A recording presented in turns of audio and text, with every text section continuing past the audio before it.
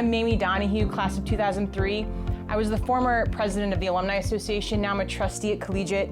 And I've had a really great time the past few years getting to know Penny in those roles. It's been an incredible honor and a privilege to watch you work. So first of all, thank you for being here, and it's so wonderful to see you. And I just want everyone to know, for the record, Penny and I are vaccinated, 6 feet apart, doing our part to make sure we don't spread the COVID, because Collegiate is open, which is huge, right? Yep. So I just got my copy of The Spark, and it's appropriately named Moonshot, right? I mean, who would have ever thought that we would be on campus this year? It's amazing. You know, having been here for a few years now, and probably an unprecedented crisis and situation to heal Collegiate through, what are 2 words that you would use to describe the Collegiate community after all you've seen? I would say happy, first and foremost. Being on campus with the children, it's amazing with the faculty and staff. There is certainly joy and happiness prior to COVID, even during COVID, and hopefully long after COVID. That's something that's timeless at Collegiate. And I would say presence. And I mean that not only in a physical sense, but when you walk the pathways at Collegiate, people look at you and they speak with you. So there is a palpable presence of human beings on this campus with each other. So happiness and presence. And I think, you know, eye contact with masks, right? Eye contact is so important more now than ever. And as I was walking up, I could see a lot of smizing from the children. Smizing, I love that. Smiling with your eyes. And they do, and we've come to see each other and recognize each other. We can tell who's with us, and even our new community members, we've come to know who they are, not just by the Collegiate mask, but by their what did you say? Smizing. They're smizing. Smiling with your eyes. So, you know, I mean, this year's been full of surprises. I can't imagine coming in and being as new as you are to the community and having to also face this new challenge. I'm sure there have been a lot of surprises all over the place, but what surprised you about the students? How boldly they claimed the privilege to be back here with responsibility, undoubtedly, from our 4-year-olds to our 18-year-olds. Developmentally, one of the things I love about Collegiate is we have such a range of developmental milestones for children. But children who weren't in school last year learned how to follow guidelines, rules, wear masks. That in and of itself, I can't tell you the hours we spent wondering, are they going to be able to keep their masks on? How many times are they going to pull it down?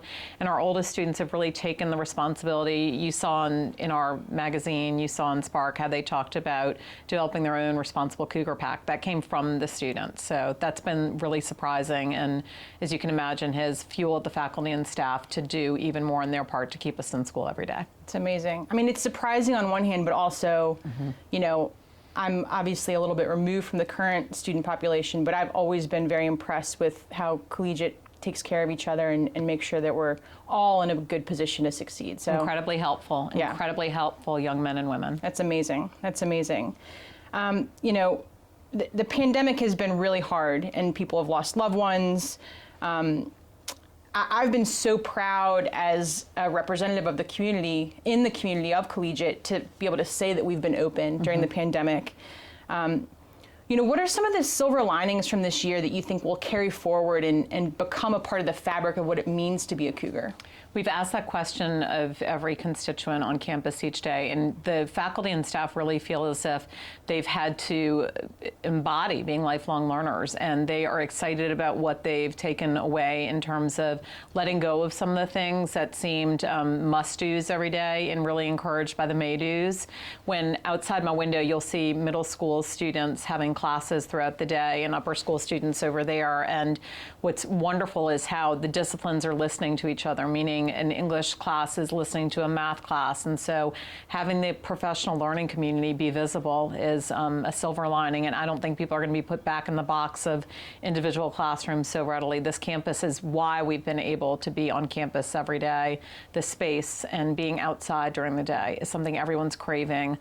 I would also say just a sense of well-being is critical for the community. You'll hear a lot about that word in educational spaces right now, and we knew that children need to be on campus together, but really looking after the hearts and minds of our students collectively and making sure that every child feels as if they can be emotionally present in whatever space they're in, and that is that's really fuel for the best learning community. So I would say again, the outdoor space, the learning from each other, and a sense of well-being are critical aspects of how we're going to move forward together as a community.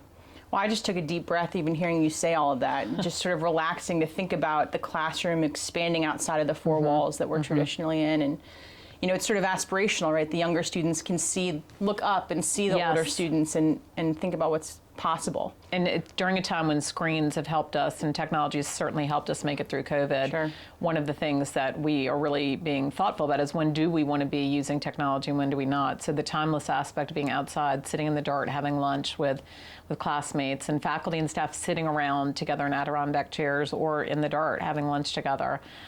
It's sort of like, wait, why didn't we do that before? Right. Why weren't we doing that before? Right. The camp aspect. It is amazing to think about how the technology gives us access to connecting in so many new ways, but also making sure that we're taking care of ourselves and getting away from it. Agreed. That's incredible.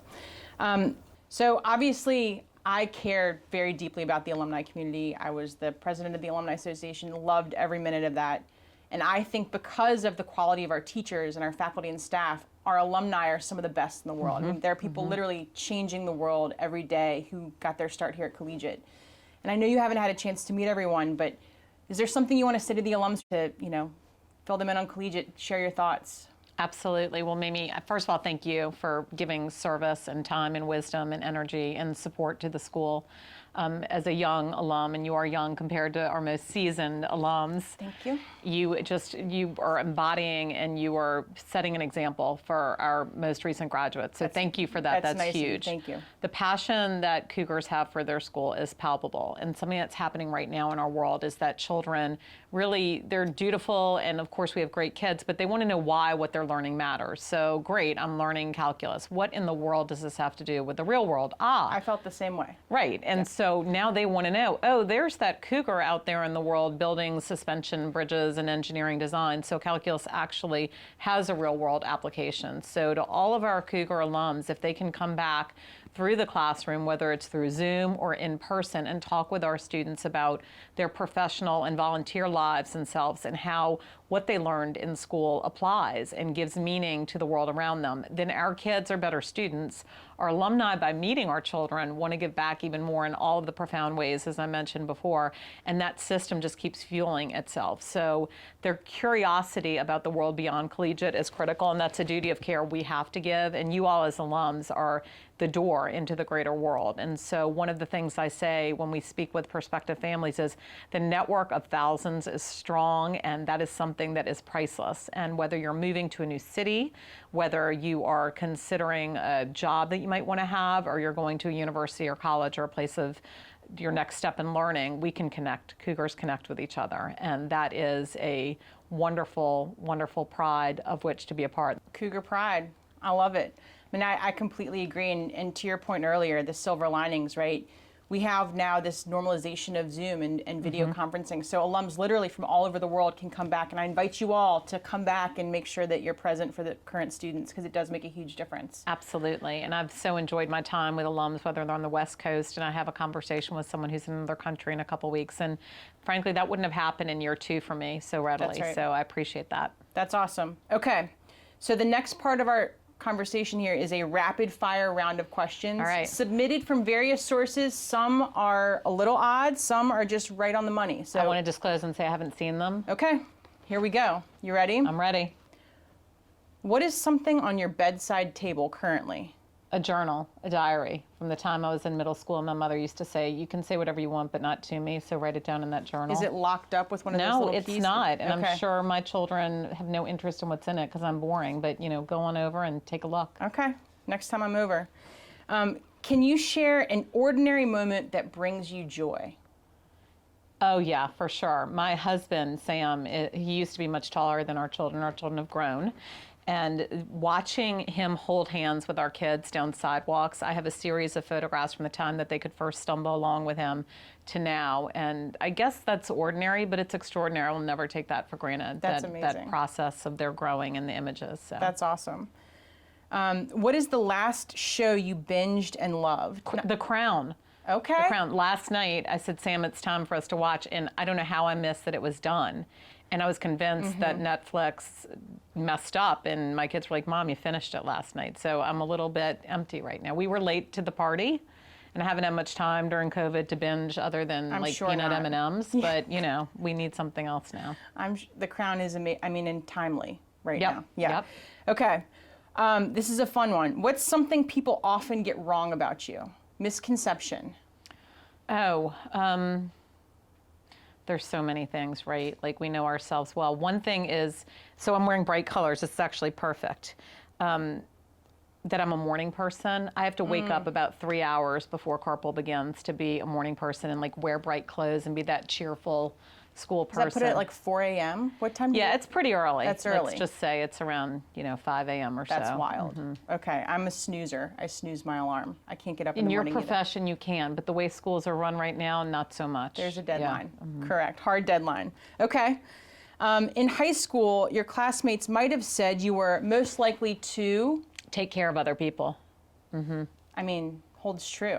They would have been seeing into the future. You've taken care of this whole community, so. Oh, well, yeah, I mean, first of all, thank you. And I should say that was a nice way, I think, of their saying that I was bossy probably at the time. I think the head of a school should be bossy and someone who's a caretaker. So I think that hits the nail on the head. That's perfect. Penny, you are a rock star. Thank you so, so much. I really appreciate this time. You are such an inspiration. We really appreciate it. Thank you guys so much. It's been a pleasure, and we're going to keep being our best and getting stronger and stronger with your support. So thank you.